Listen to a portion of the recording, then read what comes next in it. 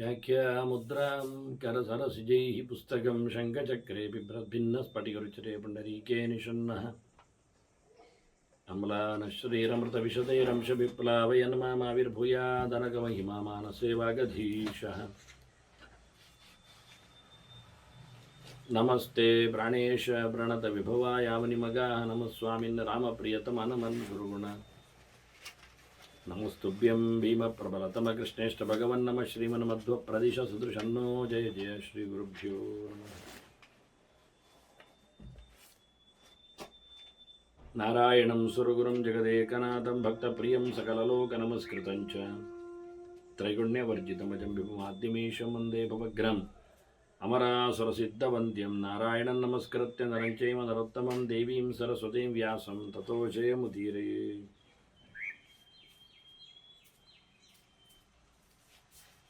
ವೇದವ್ಯಾಸುರ ಮಹಾಭಾರತದ ಚಿಂತಕರಿಗೆ ವಂದನೆಗಳು. ಅನುಶಾಸನ ಪರ್ವದ 45ನೆಯ ಪ್ರವಚನ. ಧರ್ಮರಾಜ ಅನೇಕ ಪ್ರಕಾರದ ಧರ್ಮಗಳನ್ನು ಕೇಳಿದ ಬಳಿಕ ಭೀಷ್ಮರಲ್ಲಿ ಶಿವನ ಚಿಂತನೆಯ ಬಗ್ಗೆ ಕೇಳಿದ್ದಾನೆ. ಭೀಷ್ಮರು ಅದನ್ನು ಕೃಷ್ಣ ಹೇಳಲಿ ಅಂತ ಕೇಳಿಕೊಂಡಿದ್ದಾರೆ. ಹೀಗಾಗಿ ಕೃಷ್ಣ ತನ್ನ ಬದುಕಿನಲ್ಲಿ ನಡೆದ ಅವತಾರ ಕಾಲದಲ್ಲಿ ಆಗಿ ಹೋದ ಘಟನೆಯಲ್ಲಿ ಆತನಿಗೆ ಶಿವನ ನಾಮದ ಚಿಂತನೆಯನ್ನು ತಿಳಿಸಿಕೊಡುತ್ತಾನೆ. ನಾವು ಹಾಗಾಗಿ ಕೃಷ್ಣನ ಮಾತಿನಲ್ಲಿ ನಿಂತಿದ್ದೇವೆ. ಆತನು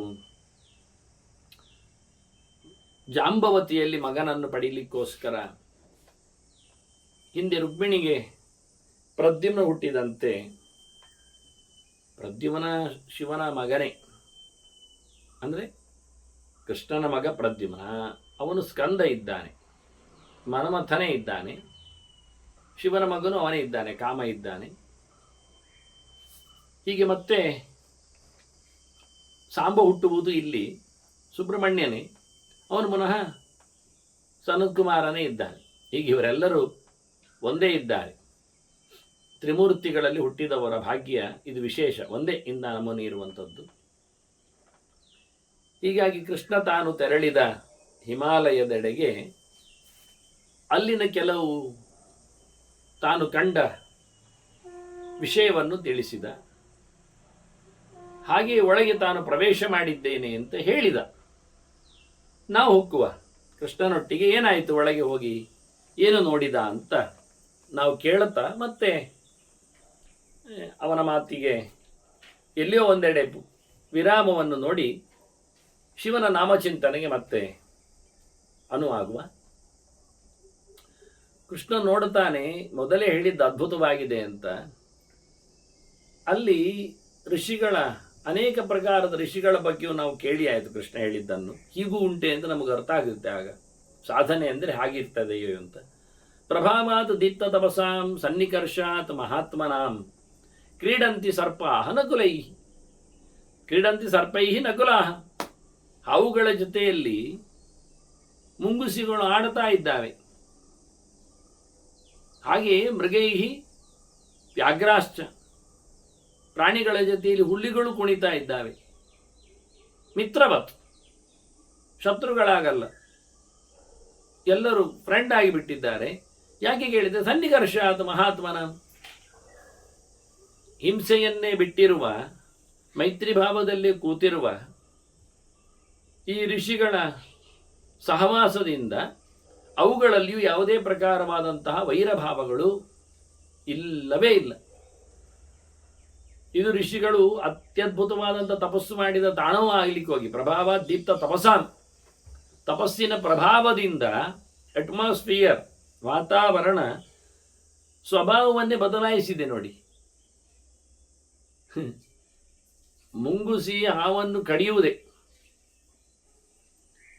ಹುಲಿ ಮೃಗಗಳನ್ನು ತಿನ್ನುವುದೇ, ಆದರೆ ಸ್ವಭಾವಕ್ಕೆ ಒಂದು ರೀತಿಯಾದ ದಟ್ಟವಾದ ಪ್ರಭಾವವನ್ನು ಬೀರುವಂತೆ ಅಲ್ಲಿನ ತಪಸ್ಸು ಭೂಮಿ ಮಾಡಿತ್ತು ಅಂತ ಇವ ತಾನು ನೋಡಿರತಕ್ಕಂತಹ ಕಥೆಯನ್ನು ಹೇಳ್ತಾ ಇದ್ದಾನೆ. ಆ ಹುಲಿಗಳು ಹೇಳುವಾಗ ಕೃಷ್ಣ ಹೇಳುತ್ತಾನೆ, ಅಲ್ಲಿ ಇರುವವರೇ ಹುಲಿಗಳು. ಸೇವಿತೆ ದ್ವಿಜ ಶಾರ್ದೂಲೈಹಿ ವೇದ ವೇದಾಂಗ ಪಾರಗೈ. ಅಲ್ಲಿರತಕ್ಕಂಥ ಋಷಿಮುನಿಗಳೇ ಹುಲಿಗಳಾಗಿದ್ದಾರೆ, ಭಾರ್ಜರಿದ್ದಾರೆ. ಯಾವುದರಲ್ಲಿ? ಸಬ್ಜೆಕ್ಟ್ಗಳಲ್ಲಿ. ವೇದ ವೇದಾಂಗ ಪಾರಗೈ, ಸಕಲ ಶಾಸ್ತ್ರಗಳ ಅರಿವು ಹೊತ್ತವರವರು. ಹಾಗಾಗಿ ಎಲ್ಲೆಂದರಲ್ಲಿ ಶಾಸ್ತ್ರದಲ್ಲಿ ನಿರ್ಭಯವಾಗಿ ಸಂಚಾರ ಮಾಡ್ತಾರೆ. ಯಾವ ವಿಷಯದಲ್ಲಿಯೂ ಈ ಹುಲಿಗಳ ಹಾಗೆ ಆಯಿತು. ಹುಲಿಗಳಿಗೆ ಕಾಡಿನಲ್ಲಿ ಯಾವುದೇ ಪ್ರಕಾರವಾಗಿರತಕ್ಕ ವಿರೋಧವೇ ಇಲ್ಲ. ಈ ರೀತಿಯಾಗಿ ಎಲ್ಲ ಚಿಂತಕರು ಕೂತಿರಲಲ್ಲಿ ಸೇರಿರಲು ನಾನಾ ನಿಯಮ ವಿಖ್ಯಾತೈ. ನೋಡಿ ಆಯ್ತು ಅವರ ನಿಯಮಗಳು, ಒಬ್ಬೊಬ್ಬರ ಒಂದು ರೀತಿಯಾದದ್ದು. ಆಹಾರದಲ್ಲಿ ನಿಯಮ, ದೇಶದಲ್ಲಿ ನಿಯಮ, ಕಾಲದಲ್ಲಿ ನಿಯಮ, ಹೀಗೆ ಇದನ್ನೆಲ್ಲ ನಾವು ಕಂಡೆವು. ಅತ್ಯಧಿಕವಾದಂತಹ ಶ್ರಮ ಪಡುವ, ಅದಕ್ಕೆ ತಪಸ್ಸು ಅಂತ ಹೆಸರು. ತಪಸ್ಸು ಅಂದ್ರೆ ಏನರ್ಥ? ಸಂತಾಪೆ ಅಂತ ಇನ್ನೊಂದು ಧಾತ್ವಾರ್ಥ. ಕಷ್ಟಪಡುವುದು ಅಂತ. ಇಷ್ಟ ಸಿಗಬೇಕಾದ್ರೆ ಕಷ್ಟಪಡೋದ ಉಪಾಯವೇ ಇಲ್ಲ. ಮರ ಹತ್ತದೆ ಜೇನು ಸಿಗುತ್ತಾ? ಸಿಹಿಯಾದ ಜೇನು ನಮ್ಮ ಬಾಯೊಳಗೆ ಬೀಳಬೇಕಾದ್ರೆ ಬಾಯ ಮಾಡಿ ಕೂತ್ರೆ ಆಗುವುದಿಲ್ಲ. ನೆಲದಡಿಯಲ್ಲಿ ಪಟ್ಟು ಹಿಡಿದು ಕುಡಿಬೇಕು. ಶ್ರಮವಹಿಸಿ ಅದನ್ನು ತೆಗೆದು ಕಚ್ಚುತ್ತದೆ. ಹೌದು, ಕಚ್ಚುತ್ತದೆ. ಓಡಿಸ್ಬೇಕು ಅದನ್ನು. ಕಚ್ಚಿಸಿಕೊಳ್ಳದೆ ಸಿಹಿ ತಿನ್ನಲಿಕ್ಕೆ ಬರುವುದಿಲ್ಲ. ನಾವು ಸಿಹಿ ತಿನ್ನಬೇಕಾದ್ರೆ ಯಾರಾದೊಬ್ಬರು ಕಚ್ಚಿಸಿಕೊಳ್ಳಬೇಕಾಗ್ತದೆ. ಮತ್ತೆ ಹೀಗೆ ಕ್ರಮ ಎಲ್ಲವೂ ಹಾಗೆ. ಅಡಿಯಲ್ಲಿ ಬೆಳೆಯತಕ್ಕಂಥ ಗೆಡ್ಡೆ ಗೆಣಸುಗಳು ತನ್ನಷ್ಟಕ್ಕೆ ಮೇಲೆ ಇಣುಕುವುದಿಲ್ಲ. ನಾನು ಬಂದೆ ತಿನ್ನಿ ಅಂತ ಹೇಳಿಕೊಂಡು ನಾವು ಅಗೆದು ತೆಗಿಬೇಕು. ಅಗಿಲಿಕ್ಕೂ ಮಣ್ಣೇನು ಸುಲಭ ಇರುವುದಿಲ್ಲ. ಗುದ್ದಲಿ ಯಾರು ಹಾಕಬೇಕಾಗತ್ತೆ. ಬೆವರಿಳಿಯುತ್ತದೆ ಮೈಯಲ್ಲಿ. ಬೆವರಿಳಿಸಿದೆ ಹೇಗೆ ಆಗುತ್ತೆ? ಕೈ ಕೆಸರಾದರೆ ಬಾಯಿ ಮೊಸರು ಅಂತ. ಹಾಗೆ ಯಾವುದು ನೇರ ಬೀಳುವುದಿಲ್ಲ, ಕೈಗೆ ಸಿಗುವುದಿಲ್ಲ. ಅದರಂತೆ ಇದು ಲೌಕಿಕವಾದ ವಿಷಯ. ಇಲ್ಲಿನ ಭೋಗ ನಾಳಿನ ಸುಖಕ್ಕೆ, ಮುಂದಿನ ಪ್ರಯಾಣಕ್ಕೆ, ಲೋಕಾಂತರದ ಏಳಿಗೆಗೆ ಖಂಡಿತವಾಗಿಯೂ ಸಾಧನೆಯನ್ನು ಕಷ್ಟದಲ್ಲೇ ಮಾಡಿ. ಯಾವುದು ಸಹ ಕಷ್ಟಪಡದೆ ಆಗುವುದೇ ಇಲ್ಲ. ಕೇವಲ ಸುಖದಿಂದ ನಿದ್ದೆಯೂ ಬರುವುದಿಲ್ಲ. ಹೀಗಾಗಿ ಬಹಳ ಬಹಳ ಕಠೋರವಾದ ನಿಯಮಗಳ ಜೊತೆಯಲ್ಲಿ ಯಾರು ಹೇಳಿದ್ದಾರೆ ಅಂತ ಪ್ರಶ್ನೆಯೇ ಅಲ್ಲ. ದೇವರ ಒಲುಮೆಗೆ ಪಾತ್ರರಾಗಲಿಕ್ಕೆ ದೇಹವನ್ನು ದಂಡಿಸಿಕೊಂಡೇ. ಗಂಧದ ಕೊರಡು ಗಟ್ಟಿಯಾದ ಕಲ್ಲಿನ ಮೇಲೆ ಒತ್ತಿ ತಿಕ್ಕಿದಾಗಲೇನೆ ಅದು ಪರಿಮಳವನ್ನು ಕೊಡುವಂಥದ್ದು, ಗಂಧವನ್ನು ಬಿಡುವಂಥದ್ದು. ಸುಮ್ಮನೆ ಇದು ಗಂಧದ ಕೋಲಿದೆ ಹೇಳಿ ಕೈಯಲ್ಲಿ ಇಟ್ಕೊಂಡ ತಕ್ಷಣ ಅದು ತನ್ನ ಗಂಧವನ್ನು ನಮ್ಮ ಕೈಗೆ ಕೊಡುವುದಿಲ್ಲ. ಪರಿಮಳ ಬೀರುತ್ತದೆ, ಆದರೆ ಅದು ನಮ್ಮ ಮೈಗೆ ಪೂಜಲಿಕ್ಕೆ ತಾನು ಕೆಸರಾಗಿ ಇಳಿಯುವುದೇ ಇಲ್ಲ. ಘರ್ಷಣೆ ಮಾಡಿದಾಗ ಮಾತ್ರವೇ ಬೆಂಕಿ ಏಳುವಂತೆ ಎಲ್ಲವೂ ಸಹ ಮೆಲ್ಲಕ್ಕೆ ತಿಕ್ತಾ ಇದ್ರೆ, ಉಚಿತಾ ಇದ್ರೆ ಬೆಂಕಿ ಬರ್ತದ? ಎಷ್ಟು ದಿನ ಆದರೂ ಬರುವುದಿಲ್ಲ. ಹಾಗೆ ಮೆಲ್ಲಕ್ಕೆ ಮೇಲಿಂದ ಅಗೆತಾ ಇದ್ರೆ ನೀರು ಸಿಗ್ತದ? ಇಲ್ಲವೇ ಇಲ್ಲ. ಅದರಂತೆ ನಾನಾ ನಿಯಮ ವಿಖ್ಯಾತೈ, ಅತಿ ವಿಚಿತ್ರವಾಗಿರತಕ್ಕಂತಹ ಧಾರ್ಮಿಕ ನಿಯಮಗಳಿಂದ ಕೂಡಿಕೊಂಡವರವಲು ಋಷಿಭಿಹಿ ಸುಮಹಾತ್ಮಭಿಹಿ. ಬಹಳ ದೊಡ್ಡ ದೊಡ್ಡ ಅತಿ ಪ್ರಸಿದ್ಧರಾದಂಥ ಋಷಿಗಳಿಂದ ಸೇರಿದ ಆ ಆಶ್ರಮದಲ್ಲಿ ನಾನು ಹೋಗುವಾಗಲೇ ನೋಡಿಬಿಟ್ಟೆ. ಪ್ರವಿಶನ್ನೇವ ಚಾಪಶ್ಯಂ ಜಟಾಚೀರಧರಂ ಪ್ರಭೋಂ. ಜಟೆ ಕಟ್ಟಿದ್ದಾನೆ, ನಾರುಡೆ ಬಟ್ಟೆ ಹುಟ್ಟಿದ್ದಾನೆ. ಅವನ ನಾನು ಕಂಡುಬಿಟ್ಟೆ. ಏನು ತೇಜಸ ತಪಸಾ ಚೈವ ದೀಪ್ಯಮಾನಂ, ಯಥಾ ಅನಲ, ಬೆಂಕಿ ಹಾಗೆ. ಏನೊಂದು ವಿಚಿತ್ರವಾದ ಬೆಳಕು, ತಪಸ್ಸಿನ ಶಕ್ತಿಯದು, ಸ್ವಯಂ ಅವನ ಮೈಯಲ್ಲಿರತಕ್ಕಂಥ ತೇಜಸ್ಸು, ಕಾಂತಿಯದು. ನೋಡುವಾಗಲೇ ಅವನ ನನಗೆ ಬೆಂಕಿಯಾಗಿ ಕಂಡಿದೆ.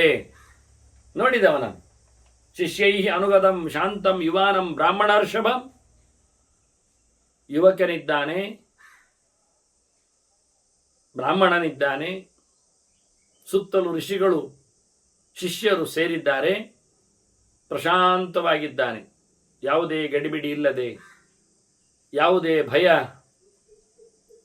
ಅಥವಾ ಇನ್ನಿತರ ಮೋಸ ಉದ್ವೇಗ ಅದು ಯಾವುದು ಅಲ್ಲದ ಮುಖಭಾವದಿಂದ ಶುದ್ಧವಾಗಿ ಕೂತಿದ್ದಾನೆ. ನಾನು ನೋಡಿದ ತಕ್ಷಣ ನಾನು ತಲೆ ಬಗ್ಗಿಸಿದ್ದೇನೆ. ತಲೆ ಬಗ್ಗಿಸಿದ ತಕ್ಷಣ ನನಗೆ ಮಾತಾಡಿದ್ದಾನವನು. ಶರಸಾ ವಂದಮಾನಂ ಮಾಂ ಉಪಮನ್ಯು ಅಭಾಷತ. ಯಾರು ನಾವು ನೋಡಿದ್ದೇವೆ, ಕೇಳಿದ್ದೇವೆ, ನಿನ್ನೆ ಹೇಳಿದ್ದೇನೆ ನಾನು. ಉಪಮನ್ಯು ಶಿವನ ಭಾರಿ ದೊಡ್ಡ ಭಕ್ತ. ಶಿವದೀಕ್ಷೆಯನ್ನು, ಪಾಶುಪತ ದೀಕ್ಷೆಯನ್ನು ಉಳಿದವರಿಗೆ ನೀಡುತ್ತಾ ಬಂದಿರುವವ. ಹಾಗೆ ಉಪಮನ್ಯುವನ್ನು ನೋಡಿದ, ನಮಸ್ಕರಿಸಿದ. ಕೂಡಲೇ ಅವ ಮಾತಾಡ್ತಾನೆ, ಸ್ವಾಗತಂ ಪುಂಡರೀಕಾಕ್ಷ. ಏನು ಗಮ್ಮತ್ ನೋಡಿ, ಯಾರು ಬಂದದ್ದು ಅಂತ ಗೊತ್ತುಂಟವನಿಗೆ. ಹೇಳುತ್ತಾ ಇದ್ದಾನೆ, ಬರಬೇಕು ಬರಬೇಕು. ಏನು ಅಂತ, ಪುಂಡರೀಕಾಕ್ಷ ಅಂತ ಕರೆದಿದ್ದಾನೆ. ನೋಡಿ, ವಾಸುದೇವ ಅಂತ ಕರಿಬೋದಿತ್ತು, ದೇವಕಿ ನಂದನ ಹೇಳಬಹುದಿತ್ತು, ನಂದಕುಮಾರ ಅಂತ ಅನಿಸ್ಬೋದಿತ್ತು, ಯಶೋದಾತನಯ ಅಂತ, ಕಂಸ ನಿಷೂದನ ಅಂತ ಏನಾದರೂ ಹೇಳಬಹುದಿತ್ತು. ಅವನ ಇವತ್ತಿನವರೆಗಿನ ಯಾವುದೇ ಪರಿಚಯದಿಂದಲೂ ಅವನನ್ನು ಗುರುತಿಸಬಹುದಿತ್ತು. ಇಲ್ಲಾದರೂ ಸುಲಭವಾಗಿ ಕೃಷ್ಣ ಹೇಳ್ಬೋದಿತ್ತು. ಅತಿ ಸುಲಭವಾದ ಹೆಸರುಗಳನ್ನು ಕೇಶವ ಅಂತ ಹೇಳಿ ಕೇಶವಧೆ ಮಾಡಿದ್ದಾನೆ ಅಂತ, ಕಂಸನನ್ನು ಮುಗಿಸಿದ್ದಕ್ಕೆ, ಜರಾಸಂಧನಿಗೆ ಹೊಡೆದದ್ದಕ್ಕೆ, ಈ ಯಾರನ್ನು ಬೇಕಾದರೂ ಇಟ್ಟುಕೊಂಡು ಏಕಲವ್ಯನ ಸಂಹಾರದಲ್ಲಿ ಯಾರನ್ನು ಬೇಕಾದರೂ ಇಟ್ಟುಕೊಂಡು ಮಾತಾಡಿಸಿ ಇತಿಹಾಸ ಆಗಿರ್ತದೆ.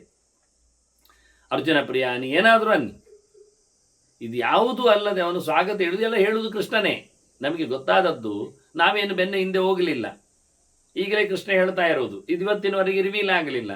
ಇದಾಗಲೇ ಈಗ ಭೀಷ್ಮರು ಹೇಳಿದ್ದು ಕೃಷ್ಣನೇ ಹೇಳಲಿ ಅಂತ. ಯಾಕೆ ಕೃಷ್ಣನೇ ಹೇಳಿದರೆ ಅವನೇ ಹೋಗಿ ಬಂದದ್ರಿಂದ ಅವನೇ ಹೆಚ್ಚು ಹೇಳ್ತಾನೆ, ಅಧಿಕೃತ ವ್ಯಕ್ತಿ.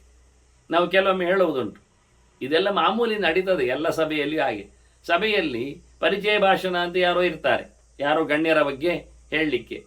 ನಿಜವಾಗಿ ಅವರಿಗೆ ಅವನ ಪರಿಚಯ ಇರುವುದಿಲ್ಲ. ಅವರಿಗೆ ಸಭೆಗೆ ಒಂದು ಬೇಕು ಜನ, ಅಂದರೆ ವೇದಿಕೆಯಲ್ಲಿ ಒಂದು ದೊಡ್ಡ ಜನನಿಗೆ ಒಂದು ಜಾಗ ಕೊಡಬೇಕು, ಅದಕ್ಕೆ ಒಂದು ಇದು ಮಾಡೋದು ಅಂತ.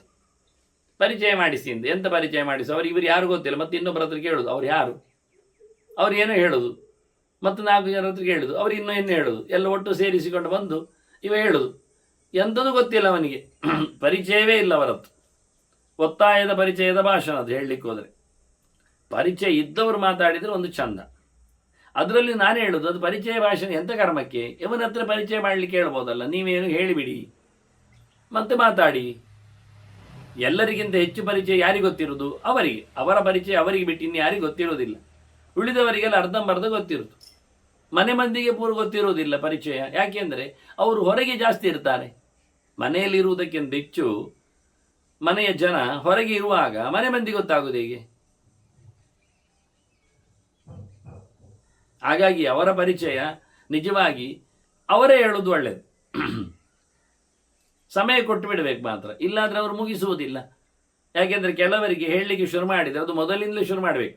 ಅದು ಬೆಳಿಗ್ಗೆ ನಾನು 4 ಗಂಟೆಗೆ ಎದ್ದೆ, ಅಷ್ಟೊತ್ತಿಗೆ ಕೋಳಿ ಕೂಗ್ತಾ ಇತ್ತು, ಮತ್ತು ನಾನು ಹಲ್ಲು ತೊಳೆಯಲು ಹೋದೆ, ಆಗ ಅಲ್ಲಿ ನೀರು ಬಿಡಲಿಕ್ಕೆ ಹೀಗೆ ಅವರು ಶುರು ಮಾಡಿದರೆ, ಮತ್ತೆ ಎಲ್ಲಿಯಾದರೂ ಮಧ್ಯೆಯಲ್ಲಿ ಯಾರಾದರೂ ಬಾಯಿ ಹಾಕಿದರೆ ಮತ್ತೆ ಅವರಿಗೆ ಮರೆತು ಹೋಗ್ತದೆ. ಮತ್ತೆ ಶುರುವಿಂದ ಶುರು ಮಾಡಿದೆ. ಮತ್ತೆ ಬೆಳಿಗ್ಗೆ ನಾನು 4 ಗಂಟೆಗೆ ಎದ್ದೆ, ಆಯಿತು ಮಾರೆ ಸಂಜೆದ್ದು ಕೆಲಸ ಹೇಳಬೇಕಲ್ಲ, ಅಲ್ಲಿಂದಲೇ ಶುರು ಮಾಡ್ತಾರೆ. ಹಾಗಾಗಿ ಪರಿಚಯ ಭಾಷಣ ಅವರಿಗೆ ಹೇಳಿ ಅದೊಂದು ತೊಂದರೆ.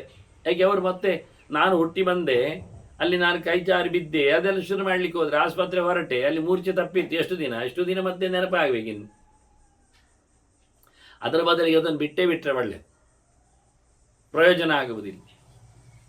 ಅಂದರೆ ಇಲ್ಲಿ ಕೃಷ್ಣನ ಯಾವುದೇ ಒಂದು ಐತಿಹಾಸಿಕವಾದ ಪರಿಚಯವನ್ನು ಹೇಳದೆ, ಕೇಳದೆ, ತೋರಿಸದೆ, ಕೊಡದೆ ಉಪಮನ್ಯು ಅವನಿಗೆ ಸ್ವಾಗತ ಹೇಳಿದ. ಆದರೆ ಅವನಿಗೆ ಗೊತ್ತು ಯಾರಿವನು ಅಂತ. ಸ್ವಾಗತ ಭಾಷಣಕ್ಕೂ ಹಾಗೆ ಕೆಲವೊಮ್ಮೆ ಗೊತ್ತಿದ್ದವರನ್ನು ನಿಲ್ಲಿಸಿದರೆ ಭಾರಿ ಒಳ್ಳೆಯದಾಗ್ತದೆ. ಇಲ್ಲಾದರೆ ಯಾರಿಗಾರಿಗೋ ಏನೇನೋ ಸ್ವಾಗತ ಹೇಳುವುದು, ಎಲ್ಲೆಲ್ಲಿಯೋ. ಅಂಥದ್ದು ಇಲ್ಲಿ ನೋಡಿ ಕೃಷ್ಣನ ಬಗ್ಗೆ. ಅದಕ್ಕೆ ಕೃಷ್ಣನೇ ಹೇಳ್ತಾ ಇದ್ದಾನೆ. ಭೀಷ್ಮರು ಅದಕ್ಕೆ ಹೇಳಿದ್ದು, ಕೃಷ್ಣ ನೀನೇ ಹೇಳಿಬಿಡು, ಅಲ್ಲಿ ಹೋದ ಕಥೆ ಎಲ್ಲ ನನಗೊತ್ತಿಲ್ಲ, ಶಿವನ ಚಿಂತನೆ ನೀನು ಹೇಳಬೇಕು, ನಿನಗದು ಎಕ್ಸ್ಪೀರಿಯನ್ಸ್ಡ್, ನಿನ್ನ ಅನುಭವದಲ್ಲಿ ಬಂದಿದೆ. ಹಾಗಾಗಿ ನಿನ್ನ ಸ್ವಾನುಭವದ ಕಥೆಯನ್ನು ನಾನು ಹೇಳೋ ಬದಲಿಗೆ ಶಿವನನ್ನು ಕೃಷ್ಣನು ನೋಡಿದ್ದಾನೆ, ಮಾತಾಡಿಸಿದ್ದಾನೆ, ಅವನಿಂದ ವಸ್ತು ಪಡೆದಿದ್ದಾನೆ ಹೇಳೋ ಬದಲಿಗೆ ನೀನೇ ಎಲ್ಲ ಹೇಳಿಬಿಡು ಅಂತ ಹೇಳಿದ್ದು ಚೆನ್ನಾಗಿತ್ತು. ಹೇಗೆ ಬೇಕಾದರೂ ಹೇಳಿ ಅಂತ ಕೃಷ್ಣನಿಗೆ ಹೇಳಿಸಿಬಿಟ್ಟ. ಮತ್ತೆ ಭೀಷ್ಮ ಹೇಳಿ ಸಿಕ್ಕಿ ಬೀಳುವುದು ಬೇಡ. ಭೀಷ್ಮನೊಳಗಿದ್ದು ಕೃಷ್ಣನೇ ಹೇಳುವುದಾಗಿದ್ದರು ಗೊತ್ತಿಲ್ಲದ ಸಂಗತಿಗಳು ನಿನಗೆ ಗೊತ್ತಾಗುವಂತೆ ಮಾಡ್ತೇನೆ ಅಂತ ಕೃಷ್ಣ ಹೇಳಿದ್ದರು. ನಿಜವಾಗಿ ಭೀಷ್ಮ ಗೊತ್ತಿಲ್ಲದಿದ್ದರು. ಹಿಮಾಲಯದಲ್ಲಿ ನಡೆದ ಘಟನೆ ಏನು ಅಂತ ಭೀಷ್ಮ ಕೇಳದೇ ಇದ್ದರು, ನೋಡದೇ ಇದ್ದರು. ಈಗ ಹೇಳ್ತಿದ್ದ. ಯಾಕೆ? ಕೃಷ್ಣ ಹೇಳಿದ್ದಾನೆ ನಿನಗೆ ಗೊತ್ತಿಲ್ಲದ್ದು ನಾನು ಗೊತ್ತುಪಡಿಸ್ತೇನೆ ಅಂತ. ಆದರೂ ಭೀಷ್ಮ ಹೇಳಲಿಲ್ಲ. ಯಾಕೆ? ಪ್ರತ್ಯಕ್ಷವಾದ ಕೃಷ್ಣನೇ ಇರುವಾಗ ಮುಂದಿನ ಚಿಂತನೆ ಅವನದ್ದೇ ಆಗಲಿ ಅಂತ. ಆದ್ರಿಂದ ಕೃಷ್ಣ ನೋಡಿ ಇಲ್ಲಿ ಕರಾರುವಾಕ್ಕಾಗಿ ಹಿಂದೆ ಹೇಗೆ ಜಾಂಬವತಿ ರಕ್ಷೆಗಾಗಿ ಪ್ರಾರ್ಥನೆ ಮಾಡಿದ್ಲಿ ಅನ್ನುವುದನ್ನು ಹೇಳದೆ ಯಾರನ್ನೆಲ್ಲ ಕರೆದು ಪ್ರಾರ್ಥನೆಗೆ ಅವಳು ಇಟ್ಟುಕೊಂಡಿದ್ದಾಳೆ ಎನ್ನುವುದನ್ನೆಲ್ಲ ಹೇಳಿಬಿಟ್ಟ. ದೇವರ ರಕ್ಷೆಗೆ ಅದೆಲ್ಲ ಬೇಕಾ? ಅದು ಹೇಳಿದ್ಲು ಮೊದಲೇ. ನೀನು ಬಯಸಿದರೆ ಲೋಕವನ್ನೇ ಸೃಷ್ಟಿಸಬಲ್ಲೆ ಇಚ್ಛೆಯಿಂದ, ನಿನಗೆ ಒಂದು ಆಗದೇ ಇರುವಂಥ ಸಂಗತಿ ಉಂಟಾ ಅಂತ ಹೇಳಿಕೊಂಡವಳು ಹೋಗಿ ಬಾ ಶಿವ ನಿನ್ನ ಮಗುವನ್ನು ತಾ ಅಂತ ಹೇಳಿಬಿಟ್ಲು. ಕೂಡಲೇ ಮೋಹ. ಎಷ್ಟು ಸ್ಪಷ್ಟ ನೋಡಿ. ಇದು ಮಾಮೂಲಿ. ಹೇಳ್ತಾನೆ ಸೋತು ಬಿಡ್ತಾರೆ ಕೆಲವೊಮ್ಮೆ.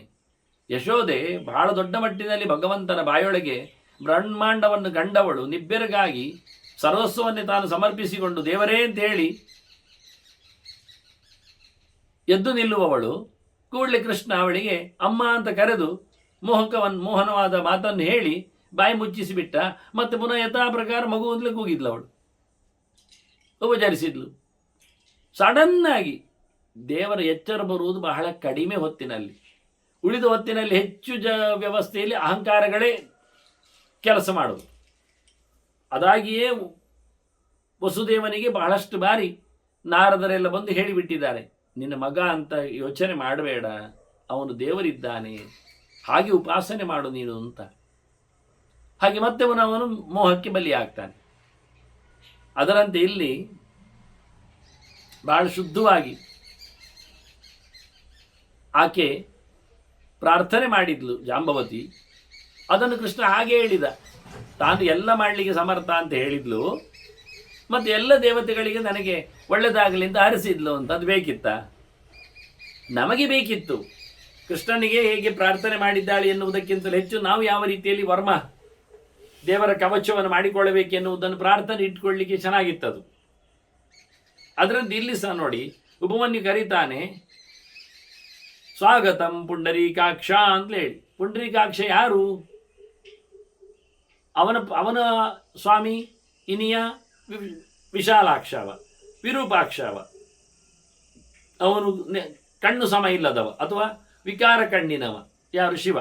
3 ಕಣ್ಣಿನವ. ಆದ್ರಿಂದ ಇವ ಪುಂಡರೀಕಾಕ್ಷ ನೋಡಿ. ಅವನು ಕರೆದದ್ದು ಗೊತ್ತವನಿಗೆ. ಪುಂಡರೀಕಾಕ್ಷ ಅಂದ್ರೆ ಏನು? ಹೊರಗಿಂದ ನೋಡುವ ಅರ್ಥ ಬಹಳ ಸುಲಭವಾಗಿರುತ್ತದೆ. ಪುಂಡರೀಕ ಅಂದರೆ ಕಮಲ, ಅದರ ಹಾಗೆ ಕಣ್ಣುಂಟು ಅಂತ. ಅದರ ಎಲೆ ಹಾಗೆ ಅಂತ ಅರ್ಥ. ಅದರ ಎಲೆ ಹಾಗೆ ನೀಳವಾದ, ಉದ್ದವಾದ, ನಸುಗೆಂಪಾದ, ಚಂದವಾದ ಕಣ್ಣುಳ್ಳವ ಅಂತ ಅರ್ಥ. ನಿಜವಾಗಿ ಕರೆದ ಕತೆ ಬೇರೆ ಉಂಟು. ಪುಂಡರೀಕಾಕ್ಷ ಎನ್ನುವ ಶಬ್ದ ನೀಳವಾದ ಕಣ್ಣಿನವ ಎನ್ನುವುದು ಅರ್ಥ ಸರಿ. ಅವನ ಕಣ್ಣೋಟ ನಮಗೆ ಒಳ್ಳೆಯದು, ದೇವರು ನನ್ನನ್ನು ನೋಡ್ತಾ ಇದ್ದಾರೆ ಅಂತ ಯೋಚನೆ ಮಾಡು, ಎಲ್ಲ ಕ್ಲೀನ್ ಆಗ್ತದೆ ಎನ್ನುವುದು ಸತ್ಯ. ಆದರೆ ಪುಂಡರೀಕ ಅಂದರೆ ಕಮಲ. ಹೌದು. ಎಲ್ಲಿಯ ಕಮಲ? ಹೃದಯದ ಕಮಲ. ದೇಹದಲ್ಲಿ ಆ ಹೃದಯದ ಕಮಲದಲ್ಲಿ ಇರುವವನು ಅಂತ ಅರ್ಥ. ಪುಂಡರೀಕಂ ಹೃತ್ಕಮಲಂ ಅಶ್ನೋತಿ, ಅಕ್ಷರ ವ್ಯಾಪ್ತ ಒಂದು ಧಾತು. ಇರುವವನು, ಹೊಂದಿದವನು ಅಂತ ಅರ್ಥ. ಎಲ್ಲರ ಹೃದಯದಲ್ಲಿ ಇರುವವನು, ಎಲ್ಲರ ಅಂತರ್ಯಾಮಿ. ಇದು ಕೃಷ್ಣ ಹೇಳಿ ಆಯಿತು ಅರ್ಜುನನಿಗೆ. ಈಶ್ವರ ಸರ್ವಭೂತಾನಾಂ ಹೃದಯೇಶಿ ಅರ್ಜುನ ತಿಷ್ಠತಿ. ದೇವರು ಹೃದಯದಲ್ಲಿ ಇದ್ದಾನೆ, ಎಲ್ಲರಲ್ಲಿಯೂ. ಜೀವ ಮಾತ್ರದಲ್ಲಿ ಇದ್ದಾನೆ. ಪ್ರಾಣಿ, ಪಕ್ಷಿ, ಕ್ರಿಮಿ, ಕೀಟ, ಹುಳ, ಉಪ್ಪಟೆ, ಮನುಷ್ಯ ಏನೇ ಆಗಲಿ ಅವರ ಹೃದಯದಲ್ಲಿ ಭಗವಂತ ಇದ್ದಾನೆ ಎನ್ನುವುದನ್ನು ತೋರಿಸಿಕೊಟ್ಟಿದ್ದಾನೆ. ಆದ್ರಿಂದ ಪ್ರತಿಯೊಬ್ಬನ ಹೃದಯ ಮಧ್ಯದಲ್ಲಿ ಇರತಕ್ಕ ಭಗವಂತನ ಎಚ್ಚರ ಮಾಡಿದರೆ, ನೆನಪು ಮಾಡಿದರೆ ಅವನು ಹೆಣ ಆಗುವುದಿಲ್ಲ, ಅವನು ಮೈಲಿಗೆ ಅನಿಸುವುದಿಲ್ಲ, ಅವನು ದೇವರ ಸ್ಪರ್ಶಕ್ಕೆ ಬಲಿಯಾಗಿ ಮಡಿಯಾಗ್ತಾನೆ. ದೇವರ ನೆನಪೇ, ದೇವರು ಇರುವ ಎಚ್ಚರವೇ ಮಡಿವಂತಿಕೆಗೆ ಕಾರಣ. ಆದ್ರಿಂದ ಪುಂಡರೀಕಾಕ್ಷ ಅಂತ ಹೇಳಿ ಅಪವಿತ್ರ ಪವಿತ್ರವ ಸರ್ವಾವಸ್ಥಾಂಗತೋಪಿವ ಯಹ ಸ್ಮರೆಯತ್ ಪುಂಡರೀಕಾಕ್ಷಂ ಸವಾಖ್ಯ ಬೆಂತರ ಶುಚಿ. ವೇದವ್ಯಾಸರು ಗರುಡ ಪುರಾಣದಲ್ಲಿ ಇದು ಕೃಷ್ಣನೇ ಹೇಳಿದ್ದು ಮಾತನ್ನು ಗರುಡನಿಗೆ. ಯಾರು ಪುಂಡರೀಕಾಕ್ಷ ಅಂತ ಸ್ಮರಣೆ ಮಾಡ್ತಾರೆ ಅವರು ಒಳಗೆ ಹೊರಗೆ ಮಡಿಯಾಗ್ತಾರೆ. ಅದು ಕಣ್ಣಿನಲ್ಲಿ ವಿಶಾಲವಾದದ್ದವನ ನೆನಪು ಅಂತ ಹೇಳಿದ್ರೆ ಆಗ್ತದ? ಆಗುವುದಿಲ್ಲ. ಅಲ್ಲ, ಅರಳ ಕಣ್ಣುದಾವರೆ ಉಳ್ಳ ಭಗವಂತನ ದರ್ಶನಕ್ಕೆ ನೀನು ಪಾತ್ರನಾದರೆ ಮಡಿಯಾಗ್ತೀಯ, ಅದು ಸರಿ. ಆದರೆ ದೇವರೆಲ್ಲಿ ನೋಡ್ತಾನೆ? ಒಳಗಿದ್ದುಕೊಂಡೇ ನೋಡ್ತಾ ಇದ್ದ. ನಾವು ದೇವರನ್ನು ಒಳಗಿದ್ದುಕೊಂಡು ನೋಡಬೇಕಾಗ್ತದೆ. ಆದ್ದರಿಂದ ಇವನು ಹೇಳ್ತಾನೆ, ಸ್ವಾಗತಂ ಪುಂಡರೀಕಾಕ್ಷ ಅಂತ. ಅಂತರ್ಯಾಮಿಯಾದವನಿಗೆ, ನನ್ನ ಒಳಗೆ ನೆಲೆಗೊಂಡವನಿಗೆ, ಎಲ್ಲರೊಳಗೂ ಇರುವವನಿಗೆ, ಇವತ್ತು ಎದುರಲ್ಲಿ ಬಂದು ನಿಂತವನಿಗೆ ನಮಸ್ಕಾರ. ನೀನು ದೂರದವಲ್ಲ, ನೀವು ಇಲ್ಲಿಯವನೇ, ನಿನಗೆ ಸ್ವಾಗತ. ಯಾಕೆ? ನೀನು ಒಳಗೆ ಇದ್ದಿ, ಎಲ್ಲರೊಳಗೆ ಇದ್ದಿ. ಇದನ್ನು ಅರಿತೇ ಹೇಳ್ತಾ ಇರೋದವ. ಬಹಳ ಚಂದದ ಕಣ್ಣಿನವ. ದೇವರ ದೃಷ್ಟಿ ಬಿದ್ದರೆ ಎಲ್ಲವೂ ಸೊಗಸಾಗ್ತದೆ. ಇವತ್ತು ಆಶ್ರಮವನ್ನೆಲ್ಲ ನೋಡ್ತಾ ಬಂದಿದ್ದಾನೆ, ಹಾಗಾಗಿ ಬಹಳ ಖುಷಿಯಾಗಿದೆ. ಅದಕ್ಕೆ ಸ್ವಾಗತಂ ಪುಂಡರೀಕಾಕ್ಷ, ಅರಳು ಕಣ್ಣು. ಅದಕ್ಕೆ ಮೊದಲು ಹೇಳಿದ ಇವರು ಹೇಳುವಾಗ, ಏನು ಅದ್ಭುತವಾಗಿತ್ತು ಅಂತ, ಎಲ್ಲ ನೋಡಿದ್ದೇನೆ ಅಂತ. ಹಾಗಾಗಿ ಅವನು ನೋಡಿದ್ದನ್ನು, ಕಣ್ಣರಳಿಸಿದ್ದನ್ನು ಉಪಮನ್ಯು ನೋಡ್ತಾ ಇದ್ದಾನೆ. ಈಗ ಸುಮಾರಾಗಿ ಒಳಗೆ ಇರ್ತಾರೆ ಯಾರು? ಡ್ಯಾನ್. ಹೊರಗೆ ಎಲ್ಲ ಅವನಿಗೆ ಜನರು, ಕಾವಲುಗಳು, ಬಾಗಿಲುಗಳು, ಕ್ಯಾಮರಾಗಳು ಎಲ್ಲ ಇರ್ತವೆ. ಅದನ್ನು ಯಾರೋ ಒಬ್ಬ ಅಪರಿಚಿತನೋ ಅವನು ಹೊರಗಿನಿಂದ ಒಳಗೆ ಬಂದಾಗ ಅವನು ಒಳಗೆ ಅವನನ್ನು ನೋಡ್ತಾ ಇರ್ತಾನೆ. ಅವನು ಟಿವಿಯಲ್ಲಿ ಯಾರು ಬಂದದ್ದೀಗ, ಹೇಗೆ ಬರ್ತಾ ಇದ್ದಾನೆ, ಆಚೀಚೆ ನೋಡ್ತಾ ಬರುವುದನ್ನು, ಅವನು ಹೀಗೀಗೆ ವೇಷ ಮೇಳ ಎಲ್ಲ ಹಾಕಿಕೊಂಡು ಬರುವುದನ್ನು ಎಲ್ಲ ನೋಡ್ತಾ ಇದ್ದಾನವ. ಸೀದಾ ಬರ್ತಾ ಇದ್ದಾನವ. ಅಲ್ಲಿ ಕೇಳಿಕೊಂಡು, ಇಲ್ಲಿ ನೋಡಿಕೊಂಡು, ಅದು ಮುಟ್ಟಿಕೊಂಡು, ಅದು ತೆರೆದುಕೊಂಡು ಎಲ್ಲ ಅವನೆಲ್ಲ ಇವ ಗಮನಿಸ್ತಾ ಇದ್ದಾನೆ. ಹಾಗಾಗಿ ಯಾರು ಬಂದದ್ದು ಅಂತ ಕೇಳಬೇಕಾಗಿಲ್ಲ, ಹೇಗೆ ಬಂದದ್ದು ಅಂತ ಹೇಳಬೇಕಾಗಿಲ್ಲ. CCTVಯಲ್ಲಿ ನೋಡಿಕೊಂಡಾಗೆ. ಹಾಗೆ ಉಪಮನ್ಯು ಒಳಗಿರುವವನು ಕೃಷ್ಣ ಹೊರಗಿನಿಂದ ಬರುವಾಗಲೇ ಹೇಗೆ ನೋಡ್ತಾ ಬಂದಿದ್ದಾನೆ ಎನ್ನುವುದನ್ನು ನೋಡ್ತಾ ಇದ್ದಾನವ. ಮತ್ತೆ ಅವನಿಗೆ CCTVಯಲ್ಲಿ ಅದಕ್ಕೆ ಹೇಳಿದ್ದಲ್ಲ ಆಗಲೇ, ಎಲ್ಲ ವಿಚಿತ್ರವಾದಂಥ ಸಿದ್ಧಿ ಪುರುಷರೇ ಇರುವುದಲ್ಲಿ ಎಲ್ಲರಿಗೂ ಗೊತ್ತೀಗ ನೋಡಿ. ಇನ್ನು ಇವನ ಪ್ರೆಡಿಕ್ಟಿನ ಗೆರೆಯಲ್ಲಿ ನಾವು ಅರ್ಥ ಆಗ್ತದೆ ಹೇಗಿದ್ದಾನೆ ಉಪಮನ್ಯು ಅಂತ ಎಲ್ಲ ಗೊತ್ತಾಗಿದೆ. ವಿಶಿಷ್ಟವಾಗಿ ಕಣ್ಣು ತೆರೆದುಕೊಂಡು ಆಶ್ರಮ ಸ್ಥಾನವನ್ನೆಲ್ಲ, ಕ್ಷೇತ್ರವನ್ನೆಲ್ಲ ನೋಡ್ತಾ ಕೃಷ್ಣ ಬಂದದ್ದನ್ನು ಇನ್ನೂ ಕಣ್ಣರಳಿಸಿ ಇದ್ದಾನೀಗ ಉಪಮನ್ಯು ನೋಡುವಾಗಲೂ. ಆದ್ರಿಂದ ಕೂಡಲೇ ಹೇಳಿದ, ಪುಂಡರೀಕಾಕ್ಷ ಅಂತ ಕರೆದು ಸ್ವಾಗತ ಅಂದವ. ಇನ್ನೂ ಇದೆ, ಇದೆಲ್ಲ ಭಾರತದ ಸೊಗಸೆಲ್ಲ. ಸಣ್ಣ ಪದಗಳಲ್ಲಿ ಎಷ್ಟೆಲ್ಲ ಅದ್ಭುತವಾದಂತಹ ಇತಿಹಾಸ ನಡೆದಿರ್ತದೆ ಎಂದು. ಇದನ್ನು ಕೃಷ್ಣ ಬೇಕೆಂದಲೇ ಹೇಳಿದ್ದು. ನನ್ನನ್ನು ಏನು ಕರೆದು ಬರಲಿಕ್ಕೆ ಹೇಳಿದ, ಇದು ಅವನಿಗೆ ಮಾತ್ರ ಗೊತ್ತು. ಭೀಷ್ಮರೆಲ್ಲ ಹೇಳಿದರೆ ಅಲ್ಲಿ ಸ್ವಾಗತ ಮಾಡಿದ್ದಾರಂತೆ ಅಂತೆ ಕೇಳಿದ ಸುದ್ದಿ ಆಗ್ತದೆ. ಅದಕ್ಕೆ ಕೃಷ್ಣ ಹೇಳ್ತಾನೆ, ನನ್ನನ್ನು ಪುಂಡರೀಕಾಕ್ಷ ಅಂತ ಕರೆದು ಸ್ವಾಗತ ಅಂದ, ಬರ್ಲಿಕ್ಕೆ ಹೇಳಿದ. ನೋಡಿ, ಈಗ ಶುದ್ಧ ಆಯಿತು. ಈಗ ಶುದ್ಧ ಆಯಿತು ಅಂತ ನಾವು ಹೇಳೋದು. ನಿಜವಾಗಿ ಶಿವನಿಂದಲೇ ಶುದ್ಧ ಆಗಲಿಲ್ವಾ? ಶಿವಶಬ್ದವು ಶುದ್ಧವನ್ನೇ ಹೇಳೋದಿಲ್ವಾ? ಪುಂಡರೀಕಾಕ್ಷನೇ ಯಾಕೆ ಆಗಬೇಕು ಕೇಳಿದರೆ ನಾವು ಹೇಳುವುದು ಬೇಡ, ಉಪಮನ್ಯು ಹೇಳಿ. ಉಪಮನ್ಯು ಹೇಳ್ತಾನೆ, ಸಫಲ ನಿತಪಾಂಸಿನಃ.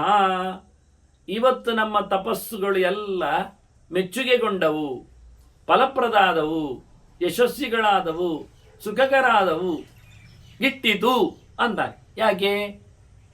ಒನ್ನೊಮ್ಮೆ ಶಿವನೇ ಅವನ ತಪಸ್ಸಿಗೆಲ್ಲ ಫಲ ಕೊಡುವುದಾಗಿದ್ದರೆ ಕೃಷ್ಣ ಬಂದಾಗ ಯಾಕೆ ಸಫಲಾನಿ ಆಯಿತು ಹೇಳಬೇಕು? ಆದ್ದರಿಂದ ಕೃಷ್ಣ ಏನು ಹೇಳಿದ? ಅಹಂ ಹಿ ಸರ್ವೇಜ್ಞಾನ ಭೋಕ್ತಾ ಚ ಪ್ರಭರೇ ವಚ ಅಂದಿದ್ದ. ಎಲ್ಲ ಪ್ರಕಾರದ ಸೇವೆ ಪುರಸ್ಕಾರಗಳಿಗೆಲ್ಲ ಕೊನೆಗೆ ಬೆಲೆ ಕೊಡುವವನು ನಾನೇ, ಇನ್ಯಾರೂ ಅಲ್ಲ. ಯಾರ್ಯಾರೋ ಏನೇನೋ ಸೇವೆಯನ್ನು ಪಡೆದರು, ಅದನ್ನು ಕಂಡುಕೊಂಡು ಅವರಿಗೆ ಬೇಕಾಗಿರತಕ್ಕಂಥ ಫಲಗಳನ್ನು ಕೊಡುವವನು ನಾನೇ. ಫಲಮತ ಉಪಪತ್ತೇ ಅಂತ ವೇದವ್ಯಾಸರ ಸೂತ್ರ. ಅದು ಇನ್ಯಾರಿಂದಲೂ ಬರುವಂಥದ್ದಲ್ಲ, ನಾವು ಸುಮ್ಮನೆ ಬೊಗಳೆ ಬಿಡುವುದಷ್ಟೇ.